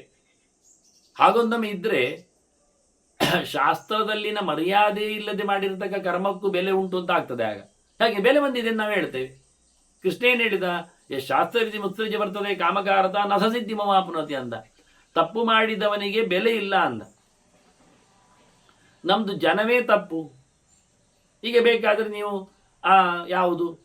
ಯಾವುದು ಹೆಣಗಳಾಗಿರತಕ್ಕ ಭೂತಗಳ ಬಗ್ಗೆ ಯೋಚನೆ ಮಾಡಿ, ಯಾರನ್ನೇ ಇಟ್ಟುಕೊಳ್ಳಿ, ನೀವು ಕೋಟಿ ಚೆನ್ನೆ ಹೇಳಿ, ಏನಾದರೂ ಹೇಳಿಕೊಳ್ಳಿ, ಇವನ್ನೆಲ್ಲ ಇದು ಶಾಸ್ತ್ರ ಇಂಬು ಕೊಡ್ತದ? ಅವರೇ ಹೇಳ್ತಾರಲ್ಲ ಇದು ಹೊರಟು ಹೋದ ಜೀವಗಳು ಅಂತ. ಹಾಗಿರುವಾಗ ಅದು ಹೆಸರಲ್ಲಿ ಆಗಿರ್ತದೆ. ಹೋದ ಜೀವಕ್ಕೆ ಆ ಹೆಸರು ಎಲ್ಲಿ ಬರ್ತದೆ? ಆದರೆ ಅವರು ಮಾಡಿರತಕ್ಕಂತಹ ನೇಮ ನಿಷ್ಠೆಗಳಿಗೆಲ್ಲ ಬೇಕಾದಷ್ಟು ಫಲಗಳು ಸಿಗ್ತಾ ಇವೆ, ಆರೈಕೆಗಳಿಗೆಲ್ಲ ಕೆಲಸ ಆಗ್ತಾ ಉಂಟು ಹೇಳ್ತಾರಲ್ಲ, ಹೇಗೆ ಆಗ್ತದೆ? ಇಲ್ಲದ ದೇವರು, ಇಲ್ಲದ ಟ್ರೆಡಿಷನ್ನು, ಎಲ್ಲ ತಪ್ಪಾಗಿರತಕ್ಕಂಥ ಬಗೆಗಳು, ಆದರೂ ನಾವೆಲ್ಲ ಪಡಿತೇವೆ ಹೇಳಿದರೆ ಆದ್ದರಿಂದ ಅದಲ್ಲವೇ ಅಲ್ಲ ಅಂತಾಯ್ತು. ಅದಕ್ಕೆ ಸಂಬಂಧವೇ ಇಲ್ಲ. ಮಾಡುವ ಕರ್ಮಕ್ಕೂ ಪಡೆದಿರತಕ್ಕಂಥ ಫಲಕ್ಕೂ ನಿಜವಾಗಿಯೂ ಸಂಬಂಧ ಎನ್ನುವುದು ಉಂಟೋ ಇಲ್ಲವೋ ಅಂತ ಗಟ್ಟಿ ಮಾಡುವುದು ದೇವರಲ್ಲದು ಇನ್ಯಾರೂ ಅಲ್ಲ. ನಾವು ಸುಮ್ಮನೆ ಹೇಳುದು. ಮಾಡಿದರೂ ಸಿಗುವುದಿಲ್ಲ, ಮಾಡದಿದ್ದರೂ ಸಿಗ್ತದೆ ಅಂದಾಗ ಇದಕ್ಕೆ ತಾಳೆ ಮೈಳವನ್ನು ಹಾಕಲಿಕ್ಕೆ ಬರುವುದೇ ಇಲ್ಲ. ಹೇಳಿದ್ದಾರೆ ಎನ್ನುವುದು ಸತ್ಯ, ಪ್ರಾಯಶ್ಚಿತ್ತಗಳನ್ನಾಗಲಿ ವಿಧಾನಗಳನ್ನಾಗಲಿ. ಬರ್ತದೆ ಎನ್ನುವುದು ಸತ್ಯ, ಅದಕ್ಕೆ ಅಲ್ಲಿಂದ ಬಂದದ್ದು ಅಂತ ಹೇಳಲಿಕ್ಕೆ ಆಗುವುದಿಲ್ಲ ಎನ್ನುವುದು ಅಷ್ಟೇ ಸತ್ಯ. ಸಂಬಂಧವನ್ನು ಹೇಳುವುದು ಕಷ್ಟ ಎನ್ನುವುದಷ್ಟೇ ಸತ್ಯ.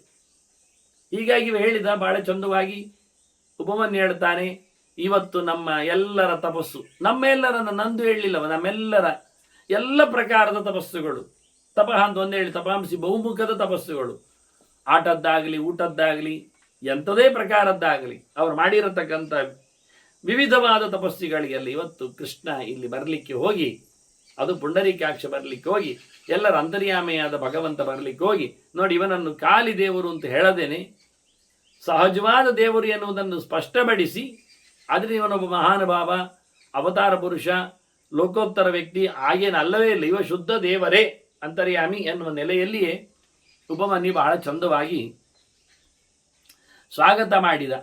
ಇದನ್ನು ಕೃಷ್ಣ ಹೇಳಿದ, ಹೀಗೆ ಆಯಿತು ನನಗೆ ಅಂತ. ಮತ್ತಷ್ಟೇ ಮಾತ್ರ ಅಲ್ಲ ಹೇಳದೆ, ಇವ ತಲೆ ಬಗ್ಗಿಸಿದ್ದಕ್ಕೊಂದು ಉತ್ತರ ಕೊಟ್ಟ.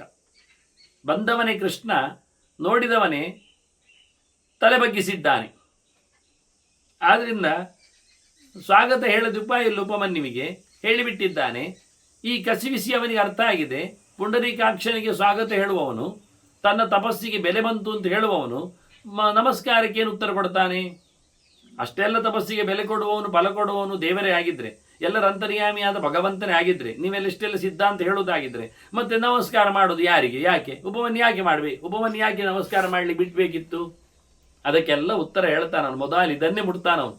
ಅವನು ಹೇಳ್ತಾನೆ, ಯ ಪೂಜ್ಯ ಪೂಜಯಸಿ ಮಾಂ ದ್ರಷ್ಟವ್ಯ ದ್ರಷ್ಟುಮಿಚ್ಛಸಿ. ಏನು ಮಾರಾಯ, ನೀನು ಎಲ್ಲರಿಂದಲೂ ಪೂಜೆಗೊಳ್ಳುವವಲ್ವಾ, ನನಗೆಂತ ನಮಸ್ಕಾರ? ಎಲ್ಲರೂ ಕಾಣಬೇಕಾದ ನಿನ್ನನ್ನಲ್ವಾ, ನೀನು ನನ್ನನ್ನು ನೋಡ್ಲಿಕ್ಕೆ ಅಂತ ಬರುದು? ಮುಗೀತಲ್ಲ. ಆತ್ಮ ವರೆಯ ದ್ರಷ್ಟವ್ಯ ಶ್ರೋತವ್ಯ ಮಂತವ್ಯ ನಿಧಿಧ್ಯಾಸಿತವ್ಯ ಅಂತ ವಿಷಯ. ಕಾಣಬೇಕಾದ್ದು ದೇವರನ್ನು, ಅಂತರ್ಯಾಮಿಯನ್ನು ಅಂತ ಅರ್ಥ. ಉಪಮನ್ಯನ್ನು ನೋಡ್ಬೇಕಾ? ನೋಡದಿದ್ರೂ ನಡೀತದೆ. ಶಿವನನ್ನು ಕಾಣಬೇಕಾ? ಅಲ್ಲದಿದ್ರೂ ಆಗ್ತದೆ. ಕಾಣಬೇಕಾದ ಯಾರನ್ನು? ದೇವರನ್ನು, ಆತ್ಮನನ್ನು, ಪರಮಾತ್ಮನನ್ನು. ಯಾರನ್ನು ನೋಡಬೇಕು ಅವರನ್ನು ನೋಡಬೇಕು ಹೊರತು ನಿನ್ನನ್ನೇ ಎಲ್ಲರೂ ನೋಡಬೇಕು ಅಂತ ಕಾಯ್ತಾರೆ, ನೀನು ನಮ್ಮನ್ನೆಲ್ಲ ನೋಡಬೇಕು ಅಂತ ಹೇಳ್ತೀಯ. ಇದೆಂಥದ್ದು? ನಿನ್ನನ್ನೇ ಎಲ್ಲರೂ ಪೂಜೆ ಮಾಡಬೇಕು ಅಂತ ಹೇಳುವುದು, ನೀವು ನಮ್ಮನ್ನೆಲ್ಲ ಗೌರವಿಸ್ಲಿಕ್ಕೆ ಬರ್ತೀಯ. ನಿನಗೆ ಬಾಗಬೇಕು. ಏನು ಹೇಳಿದ ಅರ್ಜುನ? ಕಸ್ಮಾಚ್ಚತೆ ನನಮೇರನ್ ಮಹಾತ್ಮನ್ ಗರೀಯಸೆ ಬ್ರಹ್ಮಣೋಪ್ಯಾಧಿಕರ್ತರೆ. ಯಾಕಯ್ಯ ಕೃಷ್ಣ ನಿನಗೆ ಎಲ್ಲರೂ ನಮಸ್ಕಾರ ಮಾಡುವುದಿಲ್ಲ? ಯಾಕೆ? ನೀನೇ ದೊಡ್ಡವ, ನೀನೇ ಹಿರಿಯ, ಎಲ್ಲರಿಗಿಂತ ಮಿಗಿಲು. ಇಡೀ ಬ್ರಹ್ಮಾಂಡ ದರಸನಾದ ಬ್ರಹ್ಮದೇವರಿಗೂ ಅಪ್ಪ ನೀನಲ್ವಾ? ಹಾಗಿರುವಾಗ ಜಗತ್ತು ಸೃಷ್ಟಿಗೊಂಡದ್ದು ಎಲ್ಲಿಂದ? ಬ್ರಹ್ಮನಿಂದ. ಅದನ್ನು ಎಲ್ಲರೂ ಬ್ರಹ್ಮದೇವರಿಗೆ ಋಣಿಗಳು. ಆ ಬ್ರಹ್ಮದೇವನ ಅಪ್ಪನೇ ನೀನಾಗಿರುವಾಗ ನಿನಗೆ ಯಾಕೆ ಅವ್ರ ಕೈ ಮುಗಿದಿಲ್ಲ? ಎಂತ ಬೆಪ್ಪರವರು ಅಂತ ಕೇಳ್ತಾನವ. ವಿಷಯ ಸತ್ಯವೇ, ಅದನ್ನು ಇಲ್ಲಿ ಹೇಳಿದೀವ. ಉಪಮನ್ಯು, ಏನು ಮಾರಾಯ, ನಿನಗೆ ಎಲ್ಲರೂ ಪೂಜೆ ಮಾಡಬೇಕು, ನೀನೆಂತದಕ್ಕೆ ಬರುವುದು? ನೀನೆಂತ ಪೂಜೆ ಮಾಡುವುದು? ಹಾ, ಗೊತ್ತುಂಟು ನನಗೆ ನಿನ್ನ ಪರಿಚಯ, ಅದಕ್ಕೆ ನಾನು ಮಾಡಿದ್ದು ಅಂತಾನೆ. ಮನುಷ್ಯತಾನುವೃತ್ಯಾತ್ವಾ ಜ್ಞಾತ್ವಾ ತಿಷ್ಠಾಮಿ ಸರ್ವಗಂ. ನಾನು ಸುಮ್ಮನಿದ್ದದ್ದು ಯಾಕೆ ಕೇಳಿದರೆ, ನೀನು ಮನುಷ್ಯ ಲೋಕಕ್ಕೆ ಬಂದಾಗ ಮನುಷ್ಯರಾಗಿರ್ತಿ ಅಂತ ಹೇಳಿ ಹಾಕಿಕೊಂಡಿದ್ದಿ. ಇದು ನಿನ್ನ ನಿಯಮ. ಇದಕ್ಕೆ ಬ್ರೇಕ್ ಮಾಡುವುದು ನಮ್ಮಿಂದ ಯಾರಿಂದಲೂ ಸಾಧ್ಯ ಇಲ್ಲ. ಅದಕ್ಕೆ ನಾವು ಸುಮ್ಮನೆ ಇರು. ಇದು ದೇವರು ಮಾಡಿಕೊಂಡ ಕತೆ. ದೇವರು ಮಾತ್ರ ಅಲ್ಲ, ದೇವತೆಗಳಿಗೆ ಹೇಳಿರತಕ್ಕ ನಿಯಮ ಇದು. ದೇವತೆಗಳಿಗೆ ಹೇಳ್ತಾನೆ ದೇವರು, ನೀವು ಮನುಷ್ಯ ಲೋಕಕ್ಕೆ ಹೋದರೆ ಮನುಷ್ಯರಾಗಿ ಇರಬೇಕು. ನೀವು ನಿಮ್ಮ ತನವನ್ನು ತೋರಿಸುವುದಲ್ಲ, ಅಲ್ಲಿ ಅಧಿಕ ಪ್ರಸಂಗ ಮಾಡಲಿಕ್ಕಿಲ್ಲ. ಅಧಿಕ ಅಂದರೆ ಮನುಷ್ಯರಿಗಿಂತ ಅಧಿಕವಾದದ್ದು. ಆದ್ದರಿಂದ ಈ ಲೋಕಕ್ಕೆ ಬಂದಾಗ ಎಲ್ಲರೂ ಹಾಗೆ ಇರು. ಅವರೇನು ಯಾವುದೇ ಪ್ರಕಾರವಾದ ಸಿದ್ಧಿಯನ್ನು ಎಲ್ಲ ತೋರಿಸಿ. ಈಗ ದ್ಯೂತಕ್ಕೆ ಬಂದ ಧರ್ಮರಾಜ, ದ್ಯೂತ ಆಯಿತು. ಅಲ್ಲಿ ದ್ರೌಪದಿಗೆ ಅವಮಾನ ಆಗಲಿಕ್ಕೆ ಬಂತು, ಸುಮ್ಮನೆ ಕೂತ. ದ್ರೌಪದಿ ಯಾರು? ಧರ್ಮರಾಜನ ಮಡದಿ, ಎಲ್ಲರ ಮಡದಿಯೇ. ಧರ್ಮರಾಜ ಯಾರು? ಯಮನೇ ಇದ್ದಾನೆ, ಎಲ್ಲರಿಗೂ ಗೊತ್ತುಂಟು. ಯಮನಿಂದಲೂ ಹುಟ್ಟಿದ್ದೆಲ್ಲ ವಿಷಯ ಗೊತ್ತಾಗಿದೆ. ಹಾಗಾದರೆ ಇವರು ಯಾಳು? ದ್ರೌಪದಿ ಶ್ಯಾಮಲೆ ಇದ್ದಾಳೆ, ಯಮನ ಹೆಂಡತಿ ಇದ್ದಾಳೆ.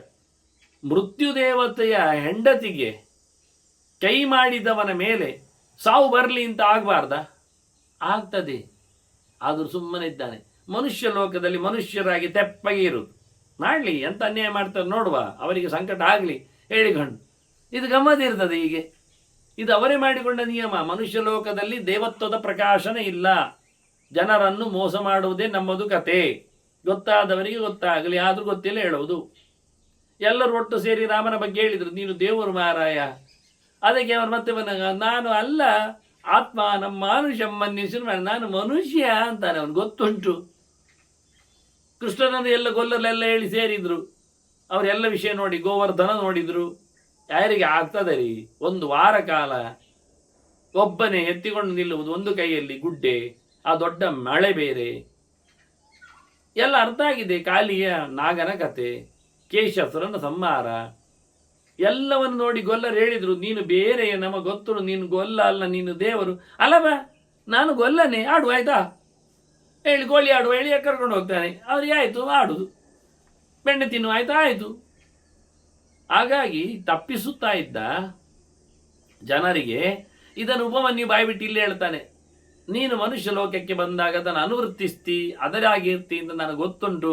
ಆದರೆ ನಾನು ಸಹ ಬಾಯಿ ಮುಚ್ಚಿ ಕೂತ್ಕೊಳ್ಳು, ನಾವು ಅದನ್ನು ತಿಳ್ಕೊಂಡೆ ಸುಮ್ಮನೆ ಇರು, ಆಯಿತು ಅಂತ ಬಿಡುದು ಅಂತಾನೆ. ಹೀಗೆ ಮಾತಾಡಿದ. ಇನ್ನು ಹೆಚ್ಚು ಹೇಳ್ತಾನೆ, ಗೊತ್ತಾಯ್ತು ಅವನಿಗೆ.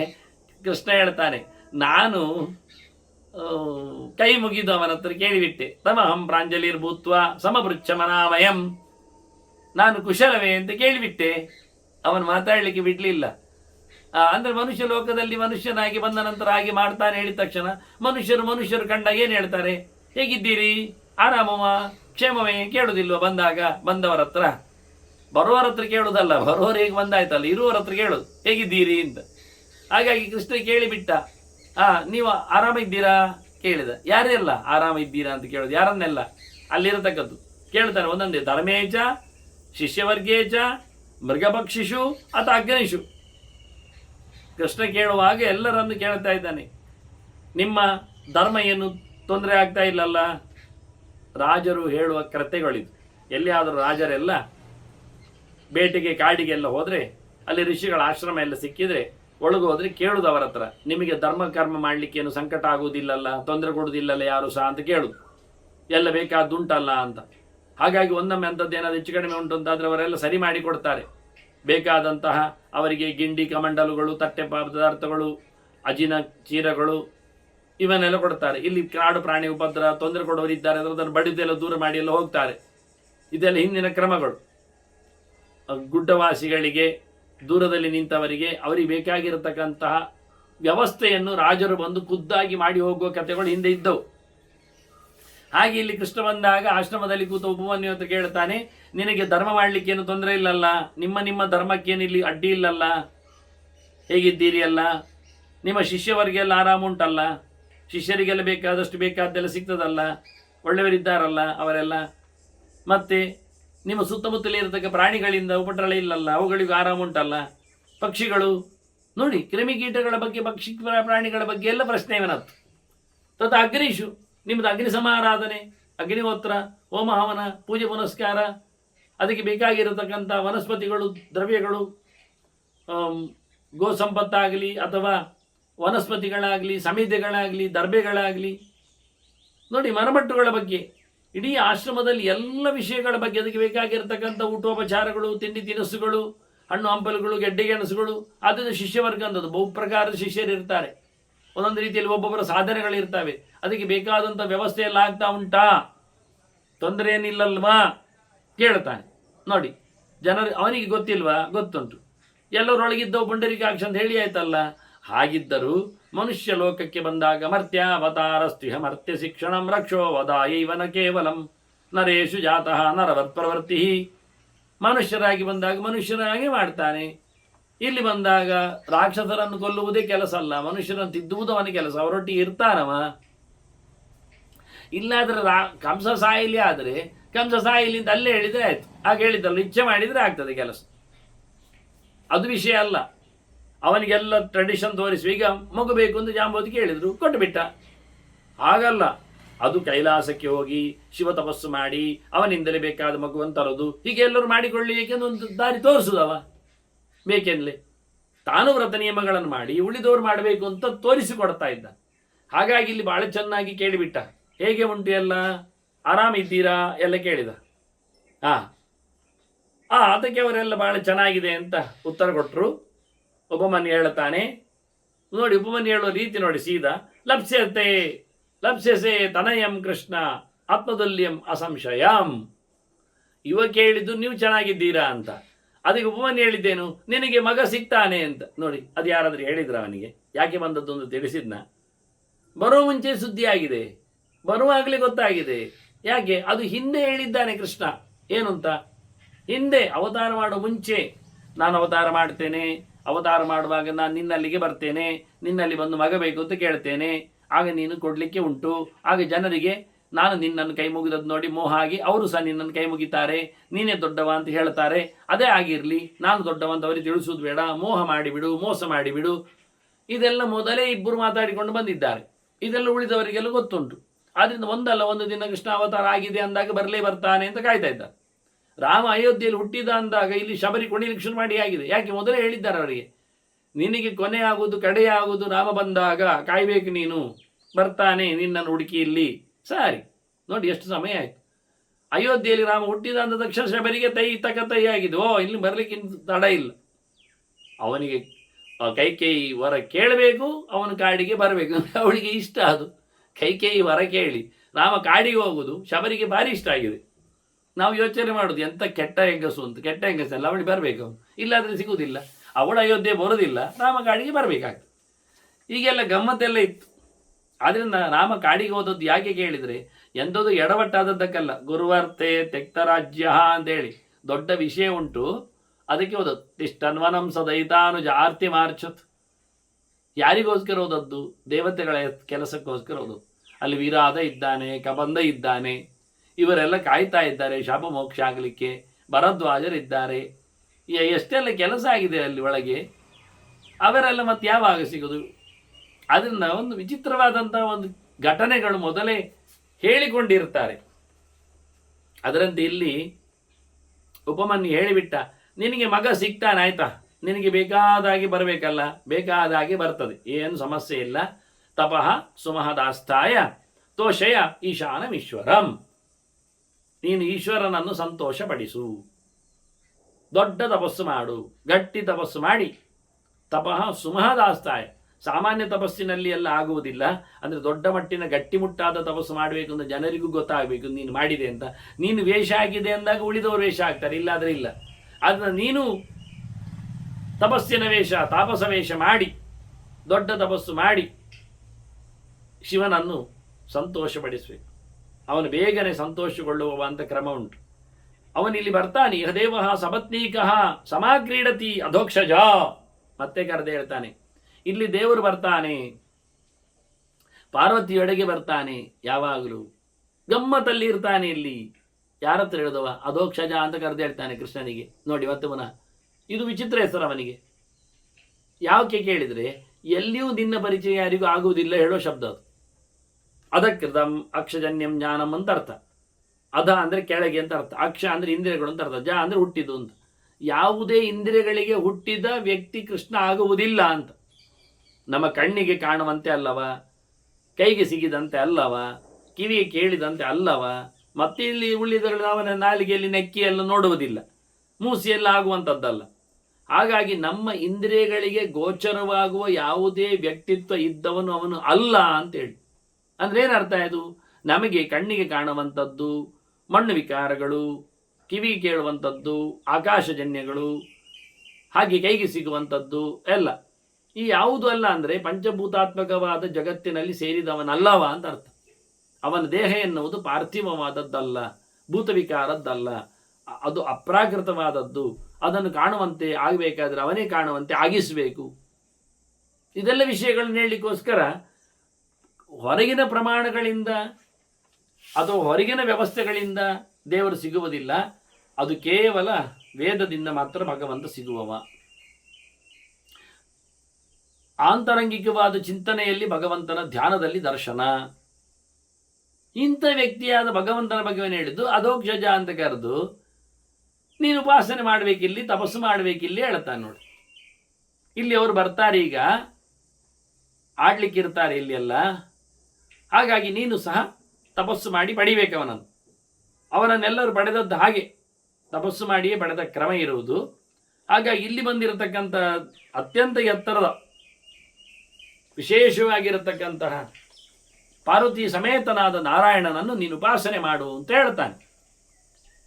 ಇನ್ನು ಅವನು ಹೇಳಿಕೊಂಡ ರೀತಿ ನೋಡಿಕೊಂಡ್ರೆ, ಒಂದು ಗೆರೆ ಹೇಳಿ ಉಪಮನ್ಯುವಿನ ಮಾತನ್ನು ಕೇಳಿ ನಾವು ನಾಮದ ಚಿಂತನೆಗೆ ಹೋಗುವ. ಮತ್ತೆ ಅವನ ಬಿಟ್ಟು ಹೋಗ್ಲಿಕ್ಕೆ ಮಾತಾಡೋದಕ್ಕೆ ಆಗ್ತಾ ಇಲ್ಲ. ಕೃಷ್ಣ ಹತ್ತಿರ ಇದ್ದಾನೆ. ಅವನೇನು ಹೇಳ್ತಾನೆ ಅಂದರೆ, ತಪಸಾ ಬ್ರಹ್ಮಚರ್ಯೇಣ ಸತ್ಯೇನ ಚ ದಮೇನ ಚ ಇಹೈನಂ ದೈವತಶ್ರೇಷ್ಠಾ ಇಹೈನಂ ದೈವತಶ್ರೇಷ್ಠಂ ದೇವಾ ಸರ್ಷಿಗಣಾ ಪುರ ತೋಷಯಿತ್ವ ಶುಭಾನ್ ಕಾಮಾನ್ ಪ್ರಾಪ್ತವಂತಹ ಜನಾರ್ದನ. ಮತ್ತೆ ಹೇಳಿದನ್ನೇವ ಜನಾರ್ದನ ಅಂತ ಕರೆದು, ಎಲ್ಲ ಜನರನ್ನು ಸಂಹಾರ ಮಾಡಿ ಬಂದವ ನೀನು, ನಿನಗೇನು ತೊಂದರೆ ಉಂಟು? ಇಡೀ ಜಗತ್ತನ್ನೇ ಮುಗಿಸುವ ನಿನ್ನ ಅವತಾರಕಾರಿ ಅದುವೇ ನಿನ್ನದು. ಅಂಥವನಿಲ್ಲಿ ಬಂದಿದ್ದೀಯಾ? ಎಲ್ಲರೂ ಶಿವನನ್ನು ಪೂಜೆ ಮಾಡಿ ಎಲ್ಲವನ್ನು ಪಡೆದವರೇ ಇರುವುದು. ಇಲ್ಲಿ ಬರತಕ್ಕಂಥ ದೈವತಶ್ರೇಷ್ಠನಾದ ಪರಮೇಶ್ವರನನ್ನು, ಸದಾಶಿವನನ್ನು, ಪಾರ್ವತೀರಮಣನನ್ನು ದೇವತೆಗಳು ಋಷಿಗಳು ಎಲ್ಲ ಸೇರಿ ತಪಸ್ಸಿನಿಂದ, ಬ್ರಹ್ಮಚರ್ಯದಿಂದ, ಸತ್ಯದಿಂದ, ಇಂದ್ರಿಯ ನಿಗ್ರಹದಿಂದ ಸಂತೋಷಗೊಳಿಸಿ ತಮಗೆ ಬೇಕಾಗಿರತಕ್ಕಂಥ ಶುಭ ಕಾಮನೆಗಳನ್ನು, ಅಭೀಷ್ಟಗಳನ್ನು ಪಡೆದಿದ್ದಾರೆ.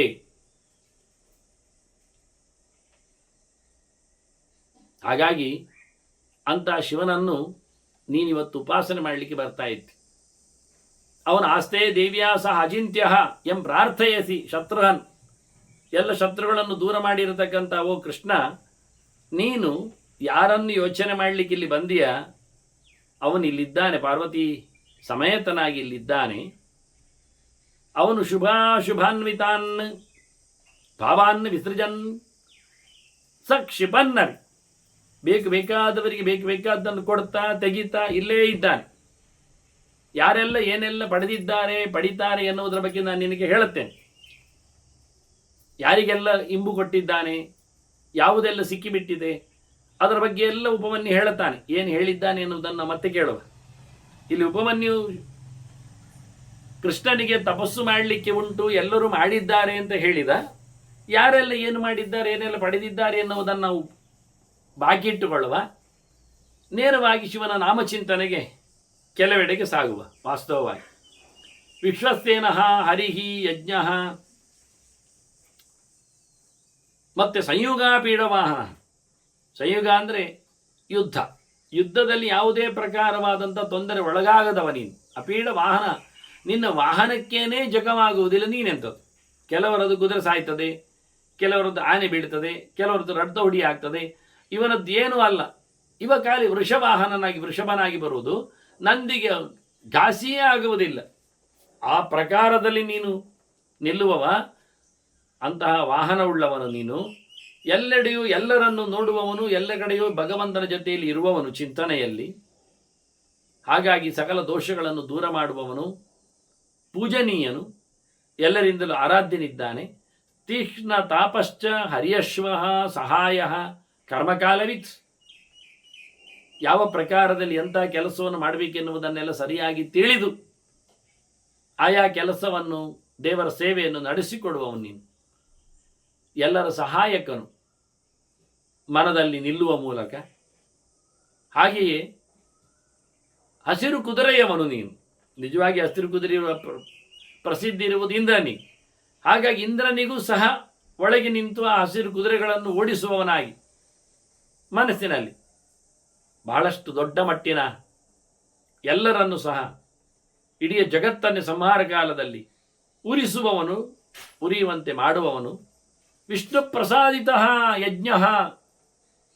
ವಿಷ್ಣುವಿನಿಂದ ಬಹಳ ವಿಶೇಷವಾಗಿ ಶಾಂತನಾಗುವಂತೆಯೂ ಪ್ರಸನ್ನನಾಗುವಂತೆಯೂ ಪ್ರೇರಣೆ ಪಡೆದವನು.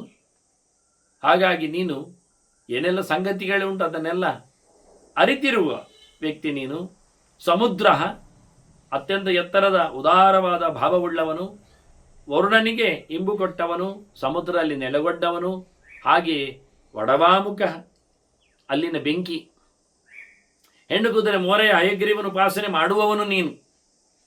ಹುತಾಶನ ಸಹಾಯ, ಹಾಗೆಯೇ ಬೆಂಕಿಗೆ ನೀನು ಸಹಾಯ ಮಾಡ್ತಾ ಇರ್ತಿ. ಅಗ್ನಿಗೆ ಸಹಾಯಕ, ಅಗ್ನಿ ಜೊತೆಯಲ್ಲಿರುವ, ಆದ್ದರಿಂದ ಕಾಲ ಅಗ್ನಿ ರುದ್ರಾತ್ಮ ಅಂತ ಕರೆಯುತ್ತೆ. ಅಗ್ನಿ ರುದ್ರ, ರುದ್ರಾಗ್ನಿ. ಅಗ್ನಿಯನ್ನೇ ರುದ್ರ ಅಂತ ಕರೆಯುವುದುಂಟು, ರುದ್ರನ ಅಗ್ನಿ ಹೇಳುವುದುಂಟು. ಯೇಶೋವ ರುದ್ರ ಅಗ್ನಿ ಅಂತ ಹೇಳಿಕೊಂಡು ಬ್ರಾಹ್ಮಣಾರಣ್ಯಕಗಳಲ್ಲೆಲ್ಲ ಮಾತು ಬರ್ತದೆ. ಯಾಕೆಂದರೆ ಹುತಾಶನನು ಬೆಂಕಿಯು ಮುಟ್ಟಿದಾಗ ಅಳಿಸುತ್ತೆ, ರೋದಯತಿ. ಇವನು ಮೃತ್ಯುದೇವತೆ ಆದ್ದರಿಂದ, ಕಾಲನಾದ್ದರಿಂದ, ಸಂಹಾರಕನಾದ್ದರಿಂದ ಅಳಿಸುವವನೇ. ಹಾಗಾಗಿ ಹುತಾಶನ ಸಹಾಯ ಅಷ್ಟೇ ಅಲ್ಲದೆ ಪ್ರಶಾಂತಾತ್ಮ ಹುತಾಶನ, ನೀನೇ ಬೆಂಕಿಯೂ ಆಗಿತ್ತು. ಪ್ರಶಾಂತವಾದ ಸ್ವರೂಪವುಳ್ಳವನು ಅಲ್ಲ, ನಿನ್ನ ಸ್ವರೂಪವು ಪರಮಾತ್ಮನಲ್ಲಿ ಅವನ ಸುಖ, ಅವನ ವಿಶೇಷವಾದ ಅನುಗ್ರಹದಿಂದ ಸುಖವನ್ನು ಪಡೆಯುವಲ್ಲಿ ಕಡೆಯಾಗಿದೆ. ನಿನ್ನ ಮನಸ್ಸು ಎಲ್ಲಿದೆ? ದೇವರಲ್ಲಿ ನಿರಂತರವಾಗಿ ನೆಲೆಗೊಂಡಿದೆ. ಸರ್ವಾಂತರ್ಯಾಮಿಯಾದ ಭಗವಂತನಲ್ಲಿ ಯಾವತ್ತೂ ಮನಸ್ಸನ್ನಿಟ್ಟವ. ಆದ್ದರಿಂದ ವೈಷ್ಣವಾನಾಮಿತ ಶಂಭು ಅಂತ ಹೇಳೋದು. ಅವನ ನೋಡುವಾಗಲೇ ತಲೆ ಮೇಲೆ ಗಂಗೆಯನ್ನು ಹೊತ್ತು ನಿಲ್ಲುವ ಮೂಲಕ ನಿರಂತರವಾಗಿ ದೇವರ ಪಾದ ತೀರ್ಥವನ್ನು ಹೊತ್ತುಕೊಳ್ಳುವ ನೆಲೆಯಲ್ಲಿ ಅವನು ಹೇಗೆ ವಿಷ್ಣು ಪ್ರಸಾದನು ಎನ್ನುವುದು ಅರ್ಥ ಆಗ್ತದೆ. ಬಾಯಲ್ಲಿ ಭಗವಂತನ ನಾಮೋಚ್ಚಾರಣೆ, ತಲೆಯಲ್ಲಿ ದೇವರ ಪಾದೋದಕದ ಧಾರಣೆ. ಹೀಗಾಗಿ ಅವನು ಪ್ರಶಾಂತ ಆತ್ಮನೂ ಆಗಿದ್ದಾನೆ. ಅರ್ಥವೊಂದೊಮ್ಮೆ ತೀಕ್ಷ್ಣ ರೂಪ ಅಂತ ಹೇಳ್ತಾರೆ. ಅದರಂತೆ ಇಲ್ಲಿ ಪ್ರಶಾಂತಾತ್ಮತ್ವವನ್ನು ಉಲ್ಲೇಖ ಮಾಡ್ತಾರೆ. ಹೀಗೆ ಪರೇಶಾಂತ ಆತ್ಮ ಅಂತ ಅರ್ಥದಲ್ಲಿ ಪರಮಾತ್ಮನಲ್ಲಿ, ಉತ್ತಮವಾದ ವ್ಯಕ್ತಿಯಲ್ಲಿ, ವಸ್ತುವಿನಲ್ಲಿ, ವಿಷಯದಲ್ಲಿ ಪೂರ್ಣವಾದಂತಹ ಆನಂದವನ್ನು ಪಡೆದವನು ಅಂತ ಚಿಂತನೆ. ಹೀಗೆ ಅನೇಕ ನಾಮಗಳ ಬಗ್ಗೆ ನಾವು ಶಿವನ ನಾಮವನ್ನು ಮತ್ತೆ ಮುಂದುವರಿಸುವ, ಇತ್ತ ಕಥೆಗೂ ಕಿವಿಯಾಗುವ. ಮುಂದೆ ಯಾರೆಲ್ಲ ಶಿವನ ಅನುಗ್ರಹದಿಂದ ಬೆಲೆಯನ್ನು ಪಡೆದಿದ್ದಾರೆ ಎನ್ನುವ ಮಾತನ್ನು ಉಪಮನ್ಯುವಿನಿಂದ ಕೇಳುತ್ತಾ ಕೃಷ್ಣನ ತಪಸ್ಸಿಗೆ ನಾವು ಸೇರುವ, ಜೊತೆಯಲ್ಲಿ ನಾಮಚಿಂತನೆಯನ್ನು ನಡೆಸುವ. ವಂದನೆಗಳೊಂದಿಗೆ ಶ್ರೀಕೃಷ್ಣಾರ್ಪಣಮಸ್ತು. ನಾರಾಯಣ ನಾರಾಯಣ ನಾರಾಯಣ.